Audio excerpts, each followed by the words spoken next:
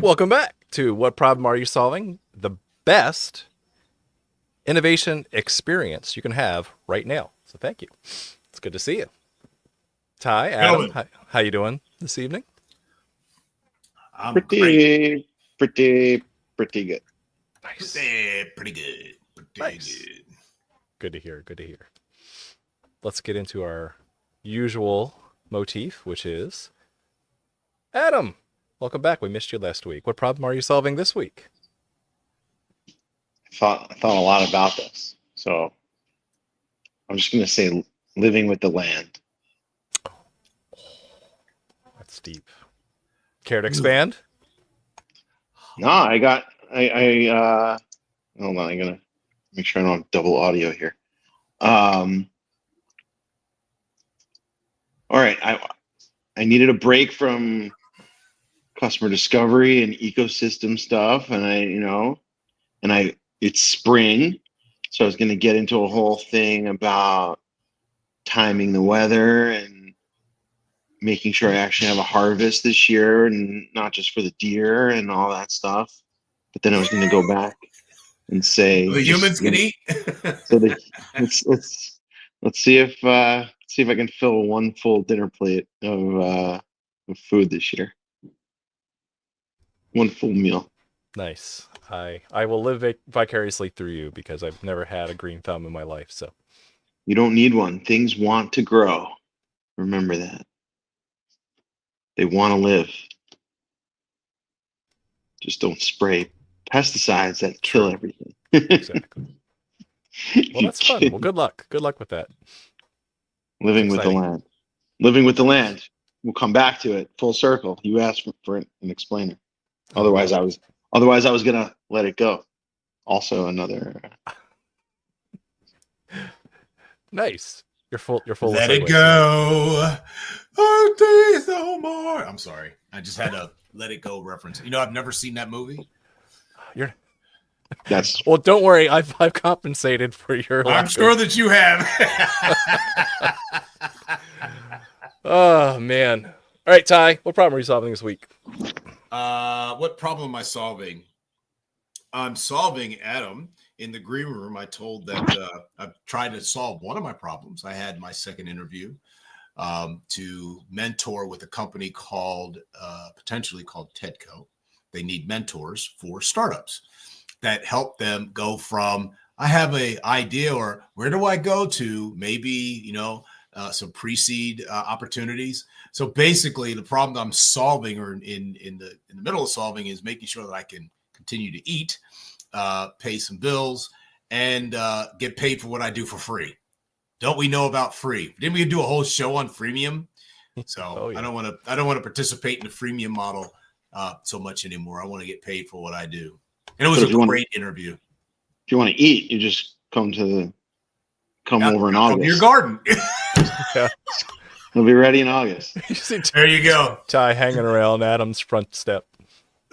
More, just a little more, sir. Please, sir. Just some more. You can't have any pudding if you don't eat your meat. You don't eat. 1980, Pink Floyd, The Wall album. Yes. I know. Album.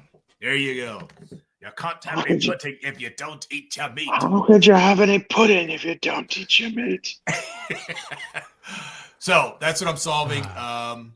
And trying the other part we're trying to solve, all jokes aside, is still working on getting my oldest boy to Korea to study esports.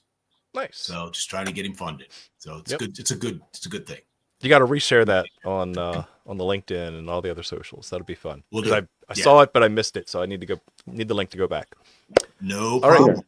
Here, as for me, let's see. As for me, one thing is I'm struggling with. As part of the agile metrics that I capture for one project I'm working on, we track from high level portfolio metrics all the way down. And so as an agile team or team of teams, we have lots of teams that use Jira, and we're trying to aggregate all those metrics up.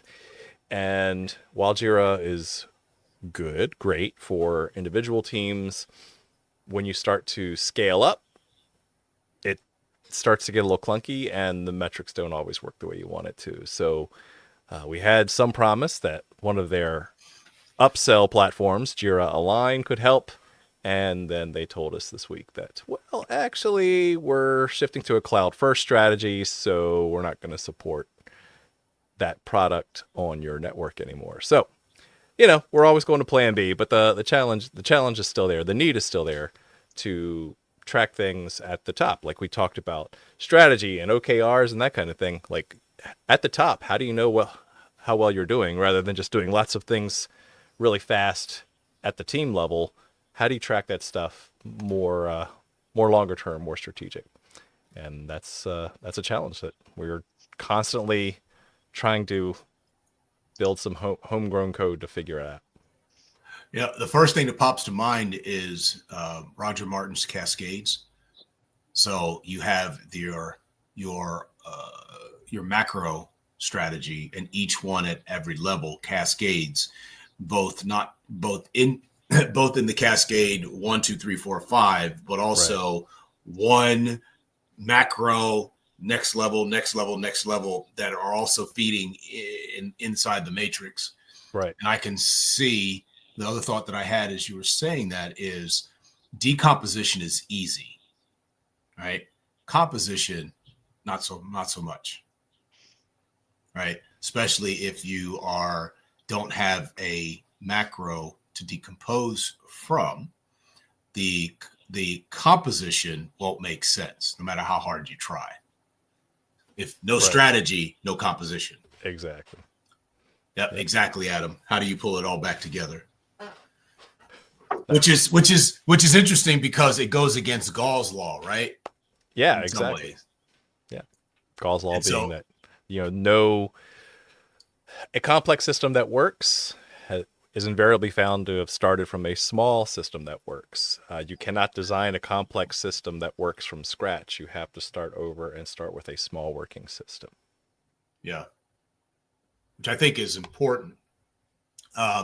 Without, I think this might be another conversation, not for tonight, but another conversation about and make it as apolitical as possible. But what's happening with Doge and how they are going in and trying to solve the composition problem?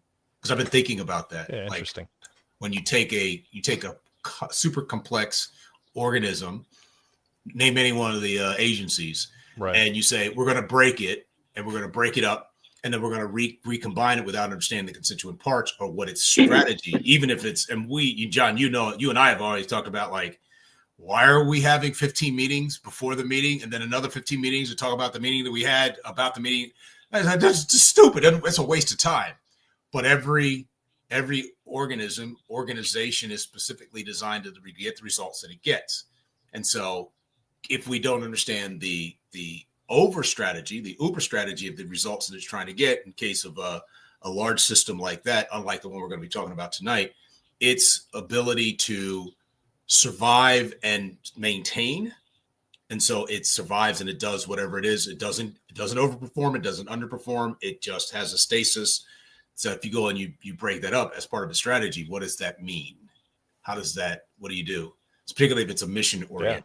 Yeah, exactly. Very, very interesting. Yeah. I'd like to chew on that. That'd be fun to come back to. Yeah. So let's talk about another complex system, right? Adam threw a good question in the chat. Is Epcot, the experimental prototype community of tomorrow, as also known as one piece of Disney World? Wait, is that what that means? That's what it stands for. Seriously, We watched I didn't know that going in. We watched a couple documentaries on the way out. Oh yeah. Yeah, to sort of ease back into society, and that is what it stands for. Yeah. So when I was younger, I wanted to be an Imagineer when I grew up. So Walt Disney called his engineers who built rides and animatronics and everything, and called them Imagineers, which is a neat little neologism which combines imagination and engineering, so that it's not just, can I build stuff, which, me, I'm a recovering engineer, but actually, can you do it to tell a story? Build tech, even break tech, and do it so that you're telling good stories, because that's what Disney does. And so tonight we wanted to talk about the magic of customer service. Like, how well do you treat your customers, and how really, for many years, Disney is an exemplar of what excellent customer service looks like. So, where do you want to start? We could go anywhere with this. I'll let Ty be our question guy. Thank you. Since I'm the Disney dad, I've still got little ones. I'm planning another trip here within the next 12 months to back to Disney. Adam, you just came there. How was your recent experience? It was amazing. It was amazing. Just it was one of those rare things that lived up to the hype. I agree with letting Ty ask the questions. And before I lose the train of thought, I just dropped into I'm trying to use the chat more to keep this stuff going. My kids are huge fans of Mark Rober. I think he's a pretty smart engineering kind of guy. In this episode, you just mentioned the Imagineers, and it's all about that. And it's a fascinating episode. He sneaks a bunch of shit stuff into Disney, and I didn't know how to feel about that. So, and he does it. I couldn't tell if because he's like legit, like sneaking it, and is he an ends justifies the means kind of guy? Is it just for anything for the sake of science? Like I couldn't. They were hosting him. Right. They hosted him recently. Mm-hmm. Like his content is great. I couldn't quite figure that one out. So we can either move on and stay positive, or you can watch it and you can answer next week. But yeah, I was surprised that he was just like, I guess maybe an engine. I don't know. What's your initial reaction? And then we can go deeper next week. It's all staged. He's an influencer, and they need clicks and eyeballs. So do you think it's totally like he wasn't sneaking it in? That's my gut reaction. Everything on the internet is true. So I don't know who that is. Could you help us? He's a YouTuber who got popular over the past 4 or 5 years for building engineering things. I think the most famous one that I saw was he built a dartboard that you could never miss a bullseye. Yeah, through a dart, and it moves the dartboard so it automatically catches your dart on the bullseye. So definitely a good one. He's an ex-NASA guy, and yeah, he has a good Halloween episode where he pranks kids who are taking too much candy, and I've seen that one too. Yes. So yeah, good Imagineer engineer kind of blend there. Mm-hmm. Makes it entertaining. All right, Ty, go for it. So I'm really fascinated by this idea of an Imagineer. I had an opportunity to do a keynote at NASA for some inventors, right? And the topic that I chose topic of my talk was the audacity of imagination, right? And for me, it was more about what the human mind can do. And it goes back a little bit to my thoughts about AI. And my thought about AI is that it's going to be super intelligent, right?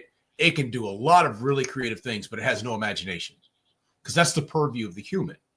And so when I hear you all talk about the imagination, the creativity is left up to the engineers, which I think is absolutely appropriate, the Imagineers. So the creativity is, if I have a bunch of Legos, right? I can put those Legos together and it's just cool, right? It is, I can put that together. But the imagination part is, so I'm trying to do something that does this. What could I do that make that happen? And all of a sudden I started thinking like, well, when about Legos, when I really wanted to, like, when I was a kid and I had these blocks and I used to say, man, wouldn't it be cool if I could put them together and then I could make them and it would all stick together. And I wonder how it takes some imagination. And so in terms of the Disney experience for both of you, what is it like to either be an engineer looking at the Disney experience, or to be a person who lived the startup life? That's how I got to know you, Adam, through the Lean Startup Company, and knowing that you were with Pearson and you had your early startup because you had some imagination around like, well, what if, because like the what if, right? Well, what if I didn't have to own all of my tools? Because I think that was your startup, was something around the renting tools. What is it like to look at that, go to those experiences when you're not being your dad in your dad moment, but you have an opportunity to sit with something to drink and watch the kids just run around like banshees and, you know, whirling dervishes and all over the place, or they're eating and they're quiet, or you're just kind of aimlessly like just walking. What's it like to experience a Disney either in that engineering with your engineering mind, right, or with your startup mind? What's that like? Go ahead, Adam. I guess I got my nerdy answer coming up. So All right, you go first then. lighten the. Oh, okay. Well, if you insist. You know, every time I go, it's always different. The experience is different depending on the ages that are attending. But in general, I'm always the kind of person that loves to know how the magic trick is done, right? So I'm always trying to figure out how do they do that, or how do they make this experience. Big fan of flow dynamics. So like I always am fascinated with how do they time their waits for their rides? How do they time their fast pass? How do they move people through the park, right? How do they know when they're at capacity? How they offset that? So all of those kind of things do go through my mind. While I'm still trying to experience the magic of everything, I'm also simultaneously trying to figure it all out, because like they do a really good job at it, right? When you've had a park for over 50 years, like you're going to learn what works, what doesn't, how to manage complex environments very well. Adam, how about you? So I think the first thing that you notice is like, so if you go problem, customer, solution, it's not even what problem, it's like customer. It's like every single person there. Yes, Like everyone is your customer. Well, but I'm saying like everyone Yeah. there is like, you know, you hear stories of like there's a couple people with whining kids, but it's like, you know, if you want to go back to the freemium, like it costs, it's expensive. Some people spend their whole year saving to go. It's expensive. It's like the kind of thing that there's a lot of, not irony, but like the gift shop. Normally I would hate the gift shop, and I didn't hate it. Well, that's a It good didn't example. didn't hate the gift shop. And You normally walked like out giving them like money. Yeah. right, like, and it's just like everyone there is just is like the quintessential early, even the people that are not the early adopters that we know, that are just kind of like passing with there for the time that they're there. Like, I don't know the stats, but it seems like 98%, like everyone leaves happy. It's amazing. And so that's probably the first like off the cuff answer. The other one is, you know, sort of the pure design challenges. Like the one I remember we used to teach this at all the workshops, but supposedly, and this wasn't in the documentary that I learned what Epcot was all about, but supposedly Disney was at another park and it was dirty, and he literally watched how long, how many steps people would go to find a trash can before they would throw it on the ground, right? And he would count the steps, and so supposedly there's no, you can't walk more than that amount of steps in Disney without finding a garbage can. I've heard that one as well. I mean, that right there is an excellent example of good customer experience because it's clean, but also journey mapping, because I believe one version of that myth goes that he himself bought a hot dog or something and then ate it, and by the time he was done eating it, it's like, okay, this is where a trash can needs to go, right here. Right. And so, because that's, you only learn by doing, right? It wasn't what's the optimal number of trash cans per park. No. He's like, we're gonna walk it. So I think that's a great example of using some of the techniques that we talk about in the show to validate or invalidate what the actual need is by doing. Yeah, I think that's what design thinking is. It's not about like some consultant saying like they should be. That's the answer. If there was like someone could say there's no way to answer that question, the answer is observing. It's not even through customer interviews, which I'm always a fan of, but that is the perfect observation experiment where you're in someone else's park, no one knows you're watching them, and if that story is true. So that's I wanted to stay true to the theme of the night, but in terms of like the lens, I tried to just go and not prepare for a podcast when I was there and be in the moment. But if there was one thing that was constantly on my mind, it was like looking the same way John would look for engineering stories. It was like, how did they figure this out from a customer standpoint? So another example is like, and this is not as good as the first one, but like, we started at the end of the trip, we wanted to wait for the front seat. Right. And so it's like, they figured that they have a line for the front, so it's like, it's not some ad hoc thing anymore. Where it's like, we've never thought it, like, what do you think? How would we know? Like, of course, because after enough people ask, then and so there's a million little details, and we can go through a bunch more, but that's how I experience it. But I also tried not to forget about all that stuff and just go in the front.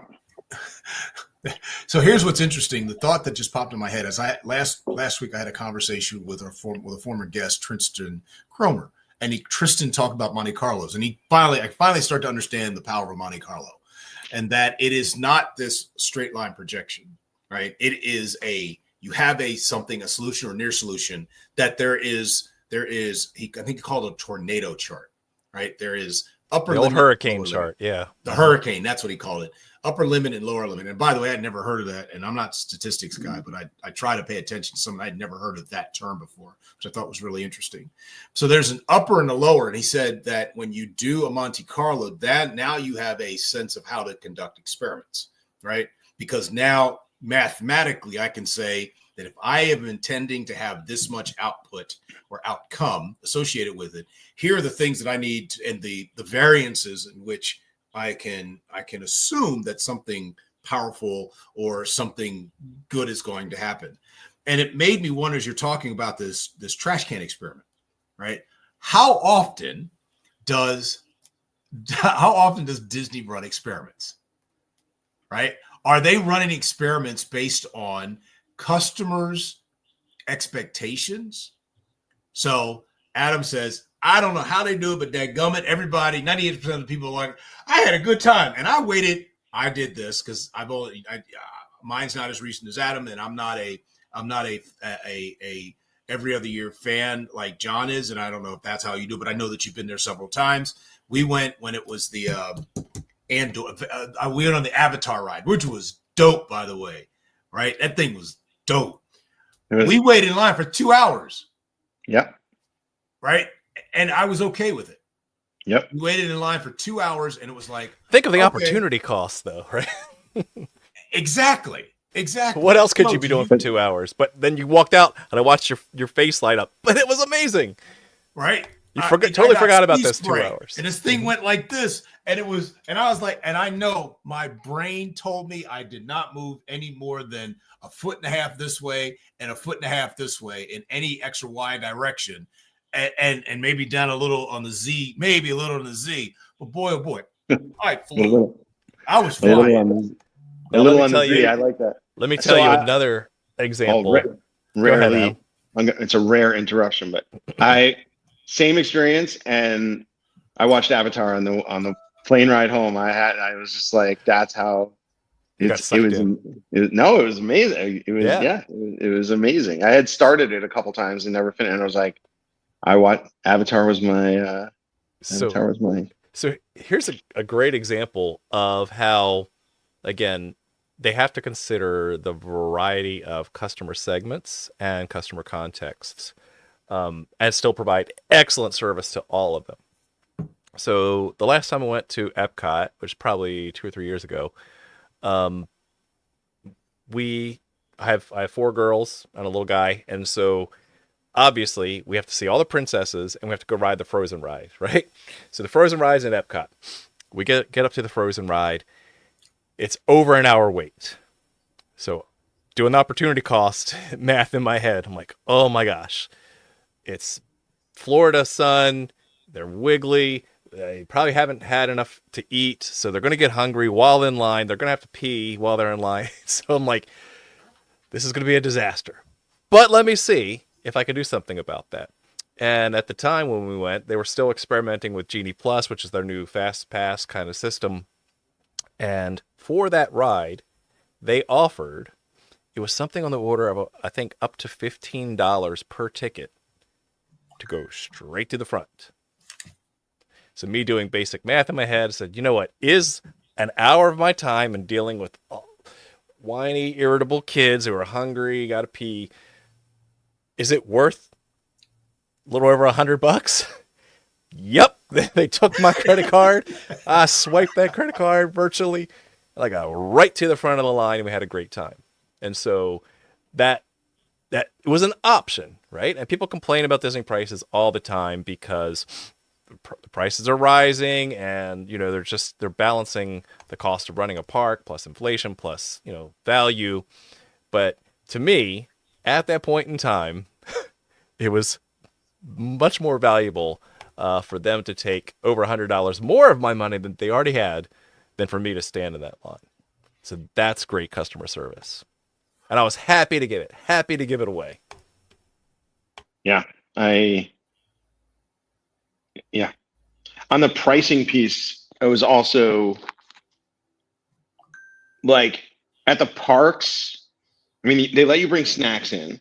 So that's like, yes, counterintuitive. You know, I was very curious. And again, I tried to keep my brain empty of these kind of thoughts, but it was like they could theoretically charge more for food, right? And so I wonder how, like, the optimal pricing is not just when you have other things that you're selling, is not just the area under the, like a pure economist.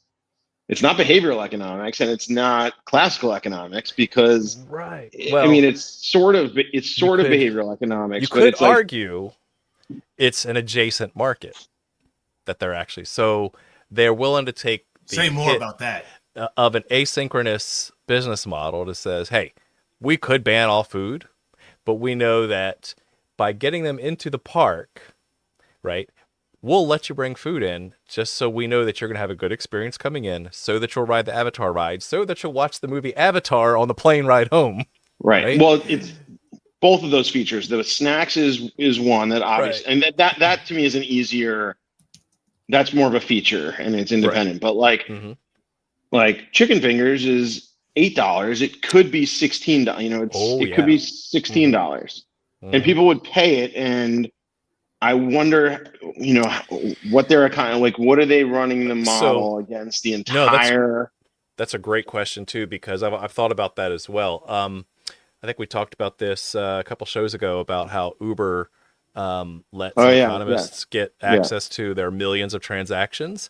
You know, Disney is tracking every single transaction in the aggregate of it. And so there's some debate in the Disney forums of, as Disney prices are going up, are they trying to optimize to say that, because no one wants to pay a lot of money and go to a crowded park, right, where you're shoulder to shoulder with, you know, a couple thousand of your closest friends.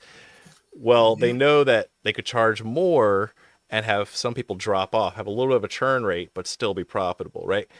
So it's not been proven one way or the other, but that is certainly a debate that's being held, you know, in a lot of these Disney online forums about what are they doing with pricing to still make a buck, still maintain, you know, all the operations and maintenance they need, but also still have a good customer experience. And customer experience goes all the way from when I'm about to buy a ticket, right? It go all the way back in the beginning. So it's not just when you're there, when you do transaction. It's how do I feel when I'm buying a ticket? How do I, you know, what's the navigation like, right? How frustrated am I? How confused am I?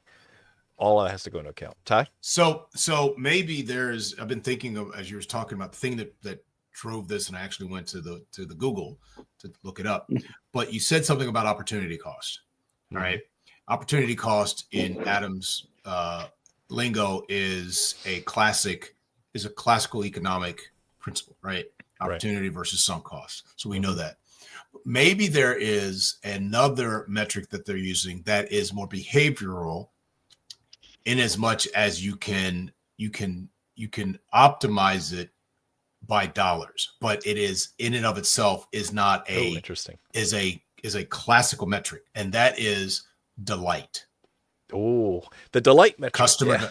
right? And so they have an actual institute called I tried to look it up because remember we would have this entire in our old agency, they had this entire program. They brought Disney in. It is called the Disney Institute. Mm-hmm. Yep. And so how do you, both of you walked away with this, like, is it worth classically opportunity costs, wiggle, wiggle, wiggle, daddy, I have to pee, baby, I got to, and now, because it's not just the kids, because it was you and your wife, right? Excuse me, you and your wife, like, she's looking like, we got to do something. I will do whatever I have to do to make sure I'm not the only one taking these jokers to the bathroom, because I got 4 girls and 1 boy, and the boy's in the stroller. Let's go, right?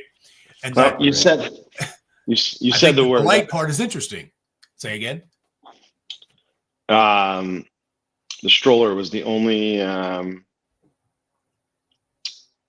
my only less than perfect experience. Ooh.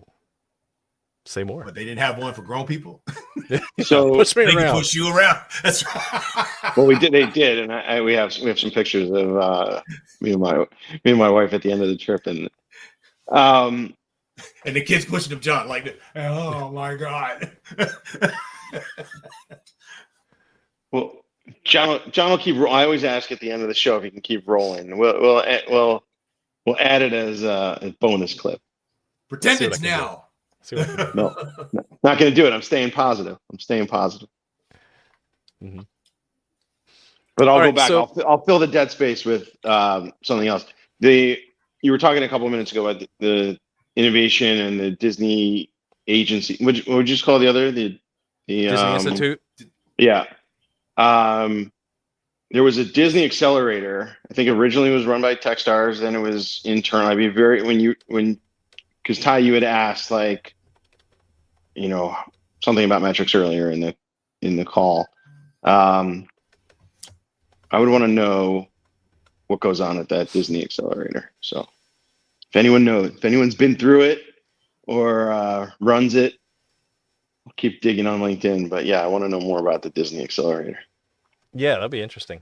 That'd be really fascinating. So another idea I had too, just to pull it to excellent customer service.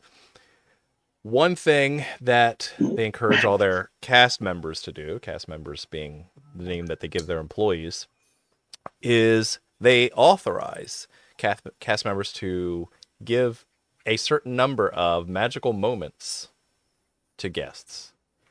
And so these things are not scripted, right? But they are things that look like, hey, would you like a free fast pass? Right? I've had that happen to me once before.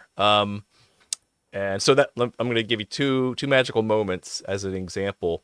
And again, the reason it works is it increased the happiness metric, right, that we're talking about, and I'm still talking about today. So it converts into some sort of awareness, right? First one was when we went very, very long time ago. It was lunchtime. We went to one of the places to eat, and it was packed. We were pushing the stroller around. It was just not a good experience. And all we were trying to do was try to find a table that could fit all of us. Unbeknownst to us, a cast member came up, said, "Hey, how's it going? Where are you from? You having a good time?" Yeah, we're just trying to find a place to sit. Here, and just writes us a handwritten fast pass ticket that can be used anywhere. Just out of the blue, we're like, "Would you like fast pass?"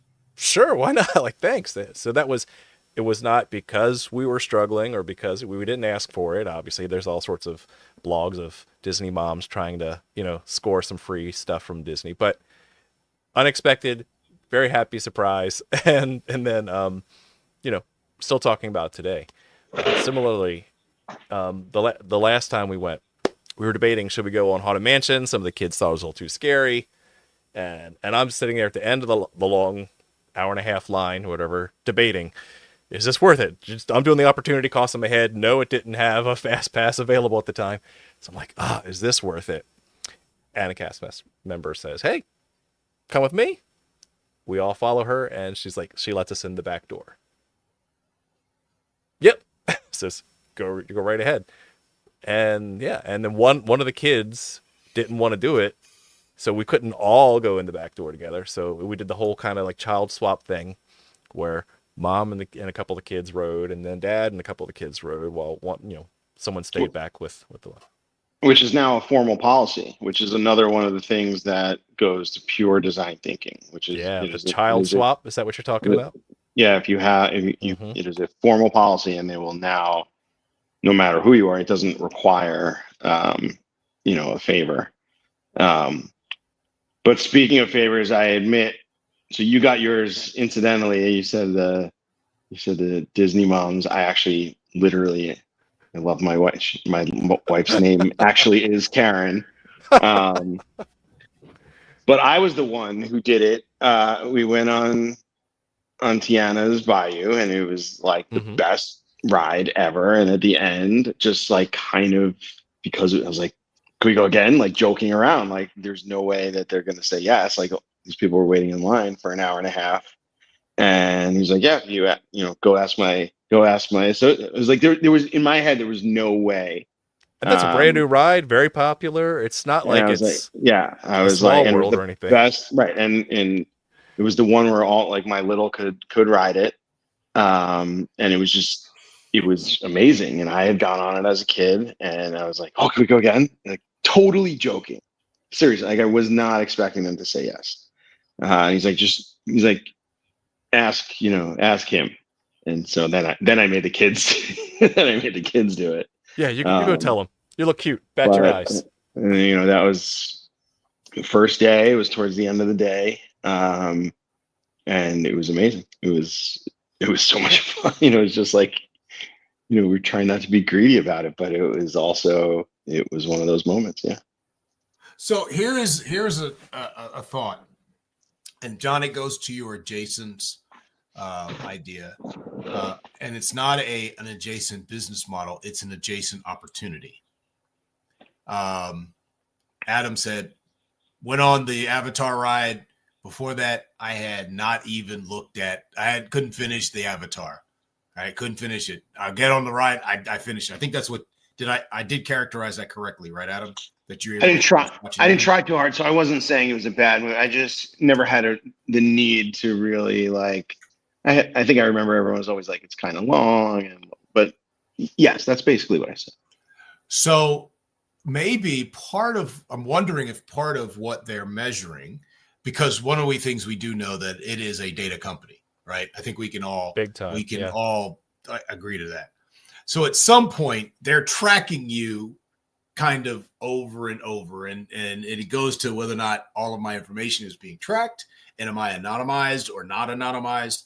But could a case be made for these magic moments that a quantifiable yet unknown, I know that's kind of a dichotomy there. A quantifiable yet unknown thing that they're measuring is, will you come back?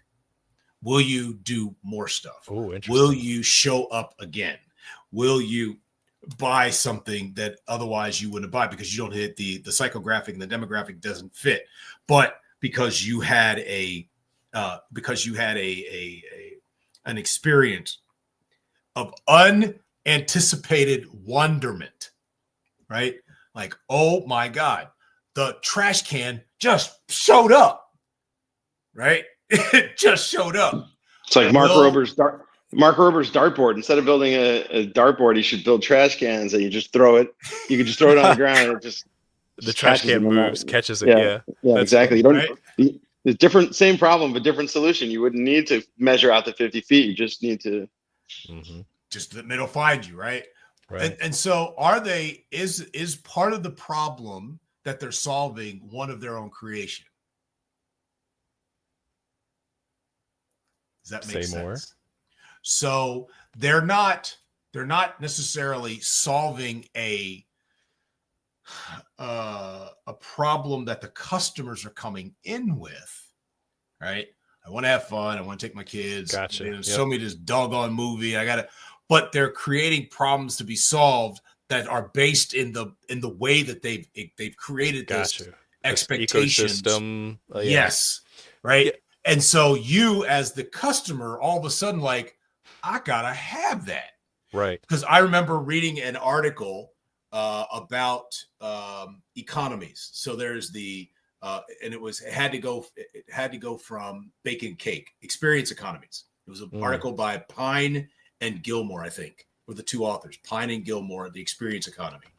And they started off with coffee beans, right? It's just a commodity, right? It's in a commodity economy, just a coffee bean. And then you get to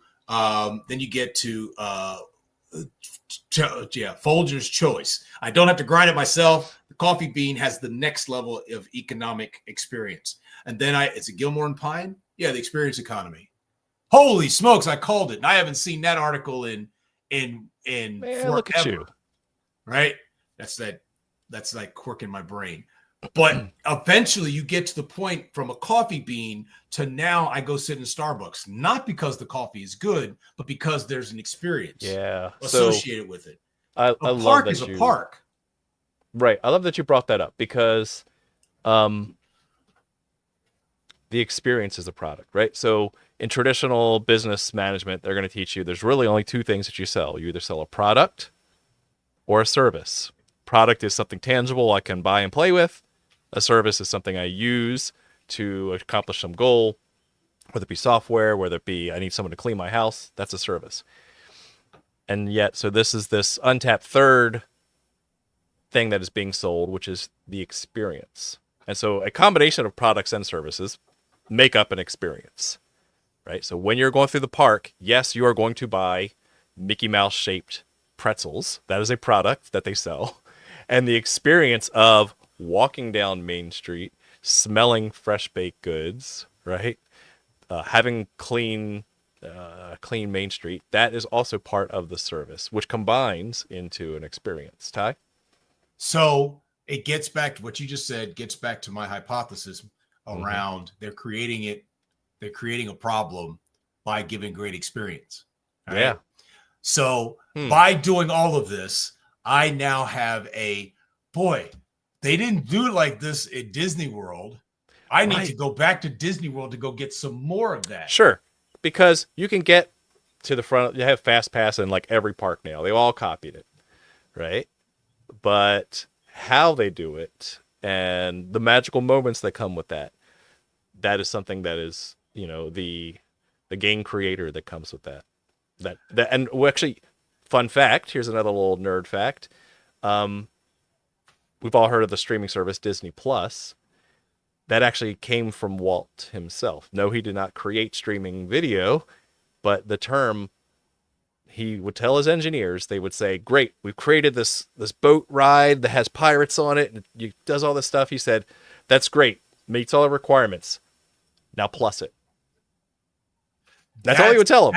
That's the audacity of imagination. That's not creative. Yeah, it is. Yeah, exactly. It satisfied all the requirements. He goes, great. Exactly. Now plus it. Make it one step better. That's the problem with AI. I'm just going to go there real quick. Yeah. Like the fascination, even with the agentic operators. My hypothesis is that it will do that, and then plus it is the purview of the human. It'll then meet that. Sure. But it won't go, okay, and plus it. Now it'll put the combinations like, is this kind of it? But the thing that makes us human is when we go, now plus that, and you go, I don't know what that means. I could prompt the machine, right? But that's not what he said. Well, I've already coded mine to be Walt and plus everything that it brings me. So there you go. We've already replaced the humans. Don't worry. So where I sit right now, gents, is as we tape this, is 25 minutes from Hershey Park. You know what they do at Hershey Park? Hershey was one of the first to do it. Make chocolate. Pump in, not just bake it, in the town. They pump in scent of chocolate all over Hershey. It stinks of chocolate, milk chocolate everywhere, right? You get that sensory, you have arrived. Now guess what they're doing? Fast passes. They have water. I mean, literally have a water park. They have some of the best, funkiest roller coasters out there. I went there when they had one. That's how old I am. Right. And you still had to pay a ticket to go ride it. They have Right? chocolate when you were a kid, Ty? Shut up. They couldn't make a whole park out of it. It just was invented yesterday. Yeah, I know. But I do think that I think that what we're offering up, or what you all are offering up, is that a place like Disney, who is putting the experience of the park goer, of the consumer, in terms of delight, is actually creating a system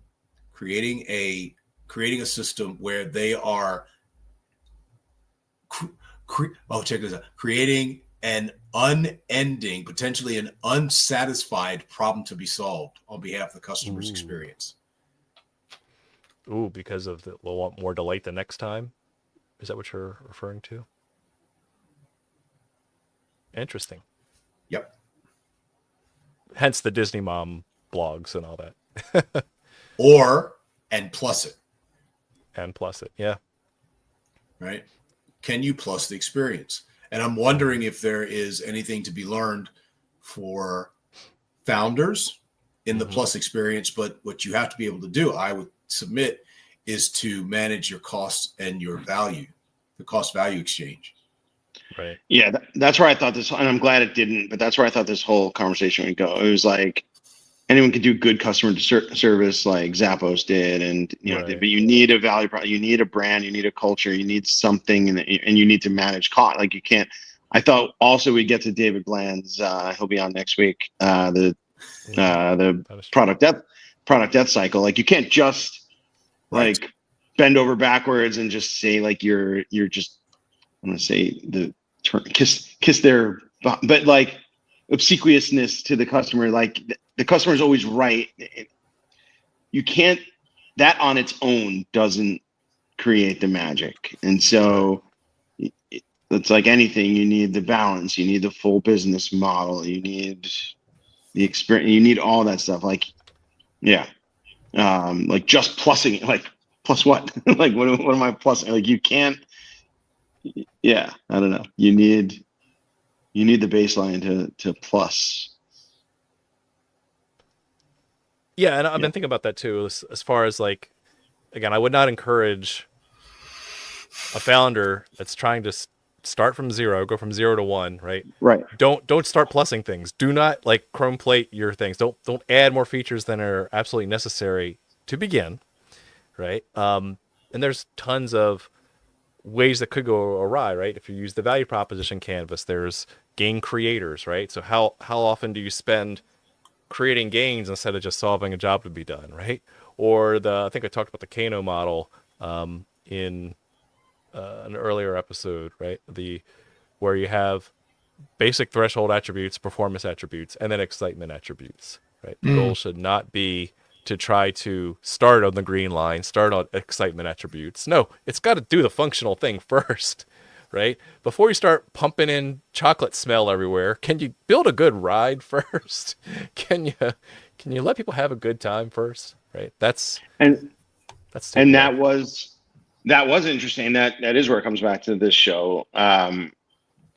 We had such withdrawal, so we did watch a couple of these. We weren't just watching Disney movies. I wanted to watch a couple of the documentaries, and Disneyland started first, and it was the classic sort of first startup, features, investor driven, cost conscious, and it wasn't to the second park where they kind of got a lot of their lessons learned out, and they're like, all right, we need more land, we need all the things that he wished he had done in the first park. You have to survive to take that second swing. But there was that lesson that comes back to this show where it was like, if you look at Disneyland, it was their sort of MVP. Yeah, absolutely. Minimum viable park. Oh, I love it. Ooh. Hats off to you, good sir. You get the gold star for the night. Yeah, because it was a disaster when Disneyland opened in the 50s. Utter disaster. I really highly recommend watching the Imagineering story on Disney Plus. It's about 6 episodes that walks through episodically how the parks started getting built and what the next park was, and then how they learned from that. Oh, but you would have thought they would have thrown in the towel after the first week of Disneyland. When it launched, it was a gajillion degrees outside. When it launched, people were lined up for miles to get in. When it launched, the pavement hadn't set yet. They were literally flying helicopters over Main Street, USA, to cool off the pavement. Oh, and guess what? It still didn't set because by the time ladies were walking around in their high heels were sinking into the pavement. Awful, awful, awful customer experience. And Yeah, they hadn't figured out the trash cans yet either. So you can imagine And there what were- that was like. There were pictures of like the hotels where like it became like a comic, like Just yeah.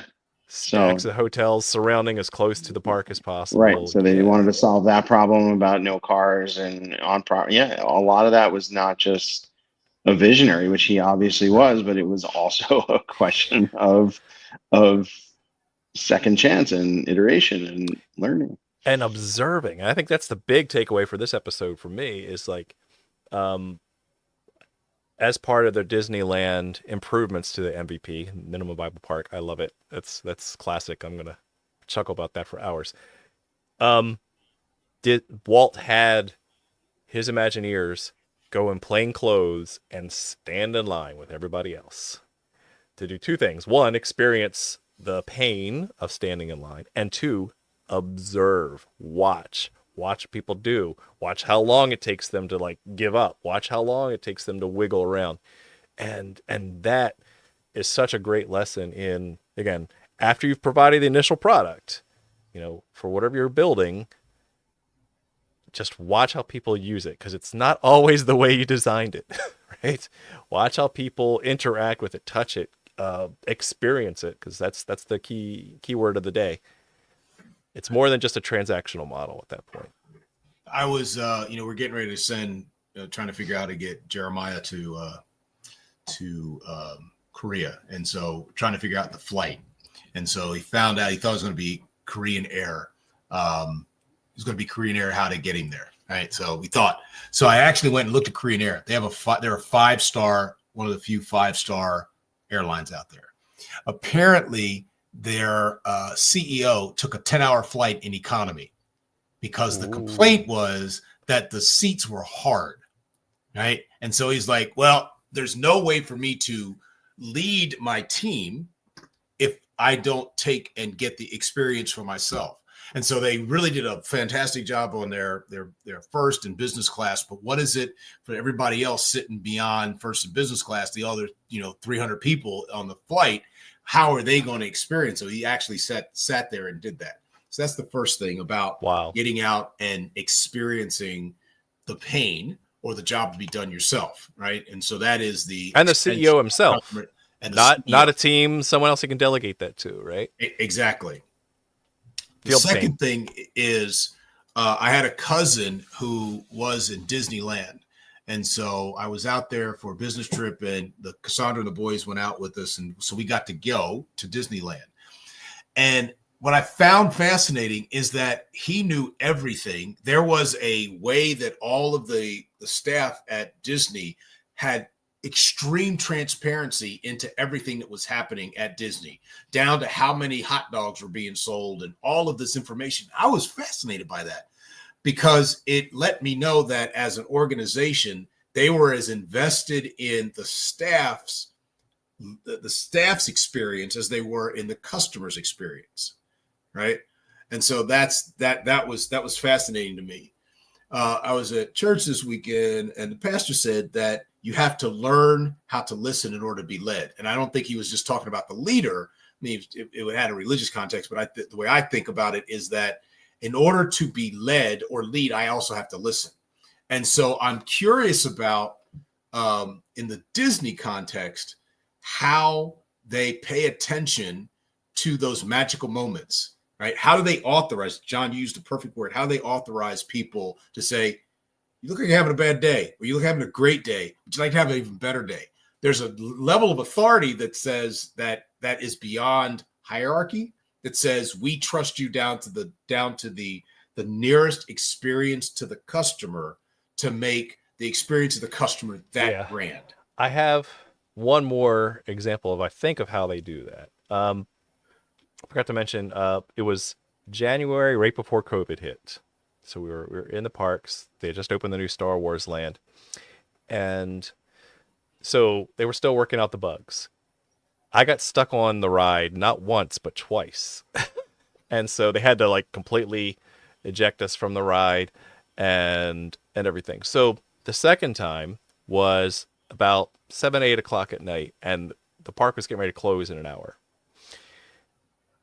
They were ejecting a whole entire ride's worth of people, and they said, okay, don't go anywhere. We're actually going to have our customer service team. So they actually have separate people who are not just the boots on the ground, people who can authorize like a little small magical moment. This thing kind of need a bigger magical moment. And so what they did was they came to all of us. This is less than an hour before the park closes, and says, hey, obviously the ride's not going to be up and running in the next hour. So here's our options. Here's the ticket for the park for tomorrow. So you can come back and spend the entire day again in the park tomorrow because you had this one bad experience. Like, wow, that's amazing. That's awesome. And I said, thank you, but we're flying back home tomorrow. They said, don't worry about it. Your tickets are good for 2 years. Right. And so that was something a little bit more than just a, hey, here's a free fast pass. It was, holy smokes, like they had a team that measured this stuff. And of course they came back and spent more money, right? They gave us a free ticket to come back. And you can't just go to one day with the family. Like, so they got more than that initial happiness metric out of it. They certainly got a lot more in return, and I was happy to come back and do that. So but the reason I say that, to your point, is throughout the parks, they also have, I believe they call them like their blue umbrella tents, right? So when you walk through, oh, there's a blue umbrella. That is a explicit customer service, like an information desk, but better, right? They're just for customer service, and I know they track all that stuff because they got little iPads, and they'll scan your ticket, so they know who you are and what service they're providing to you. It's amazing. I do think it just feels like the problem that they're trying to solve is really about the delight, right? And you delight. can't. Yes. Mm-hmm. I can measure the outputs of delight, but I can't measure the outcome of delight, except beautiful. To see a little go, that's so and so. Or to hear Adam go, holy smokes, that was an awesome ride. Because those are superlatives, right? Superlatives. So I think delight is a superlative. And so maybe what they're, and I would, hopefully anybody who's listening to this would think in terms of you can measure the outputs of delight, but you can only experience the outcome of delight.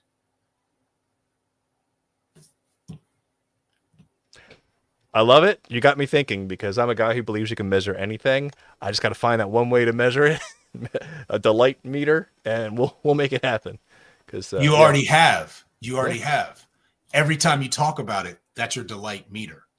You've experienced the outcome of delight, but you have the experiences, the output that leads you to delight. Beautiful. Love it. All right. Let's start wrapping it up, bringing home Adam, final thoughts on your recent experience or all of the excellent customer service and experience you had while you were there. Yes. So the other one that tied into this, it wasn't just, so there's customer service but there's also culture. And so we were walking into the park, and they have like custodial art where they're drawing Mickey Mouse characters and all the Disney characters with, the brooms and mops and everything. So it couldn't help but think of like the Kennedy quote, like, going to the custodian, what are you doing here? I'm helping put a man on the moon, kind of thing. And it was just like, it seemed, I'm sure, obviously behind the scene. Yeah, exactly. I'm sure it's not a perfect company on the inside, just like nothing ever is, but it seemed genuine. And so I just, that was just one of the little details that added up, minute by minute, hour by hour. And that was definitely one that Ty, your original question, none of that was staged. I didn't even get the script ahead of time. But I wasn't trying to go through the week for this podcast. But yeah, of course, my brain is what it is on professional side. But yes, that was definitely one where I was like, I want to talk about this. I think I took a picture to post on LinkedIn, so I'll go back and find. Oh, nice. Please That do. was the only. Yeah, I mean, I guess now that I'm not, I saw it on. I was googling before I brought it up. I was like, I'm not the only one that noticed it. But yes, I mean, it's so. It's not just that they do it. It's like those people's. On the way out, everyone's giving you high five. Like everyone there seems like they want to be there. It's the cast member. It's not just the characters and the stories and the details, but like, yeah, all the people there really seem like they're happy to. It's not just the customers. The employees do seem genuinely happy and proud to be part of that Disney family. So, John, maybe what Adam is getting to is that when you're actually involved in the delight outcome, it is effusive. It is everywhere. It's not it's a ubiquitous. thing. Yeah. You just know it. You just experience it down to, and I don't remember the last time the custodial art. I have no idea, but maybe it's the ubiquity of it. Yeah. That was part of the experience, that it's just everywhere. Which reminded me of Hidden Mickeys. That's been around for a long time. Where my son was freaking out over that. I couldn't. Yes, that was. They have little Mickey Mouse ears, that just the design of the 3 circles everywhere. It's in a tree over here. It's on the manhole cover you're walking on. It's in the links of the fence. And so part of that is just a game of experiencing where's Mickey, right? So when you talk about the ubiquitous nature of the experience, they got it down to the details on bricks. And that's what excellent customer service is like. That's deep, man. Mm-hmm. By design. That's deep. Final thoughts, Ty? Delight it's like quantum. It's a quantum experience. I can either point to it or watch it go by, or is it both? When you're doing it, it is everywhere all the time, and yet you don't notice it. Yeah, it's just there. That's really interesting. Like it's related. What you had me thinking about. There's a book called Invisible Design. Mm. And when design works so well that you don't need to look for something, it's just there. Exactly. That's beautiful. I love it. The only thing I was going to add in my closing thoughts was to try to explain that je ne sais quoi of the Disney experience, right? When I teach the class or whatever, and I try to describe what's the polar opposite of that. And so I tend to say, imagine if your Department of Motor Vehicles were run by Disney or run by Chick-fil-A. And instantly you can see it click for people. You don't have to say what that thing is. They can imagine it already, what that feeling, what the experience, what the little details that can improve something that's at the end of the day still transactional. I still got to get my chicken burger out at the window, but it's a different experience. And so when I say that, if you can't put it into words, what is the metric what was the metric you were using, Ty? Because I keep calling it a happy metric. Not the satisfaction metric. What's the word you've been using? Delighter. That's it. Delight. The delight. Yes. You can't measure delight. Don't worry, I'll figure it out. We'll find a way to measure it. But until then, get someone to compare experiences, and then you'll get that feeling of what an improved or excellent customer service or customer experience looks like. Yes. Outstanding. It's a good session. Until then, Ty is delight at the end of the tunnel. Stop it. Man, you're like 2 for 2 today. That's a dad joke, man. You can't do that. You spent too much. Come back from Disney. It's a dad joke. Don't do it. Stop. The light at the end of the There's tunnel. the mouse. All right. Oh God. All right. Until next week. All Have a right, good one. gents. Yeah.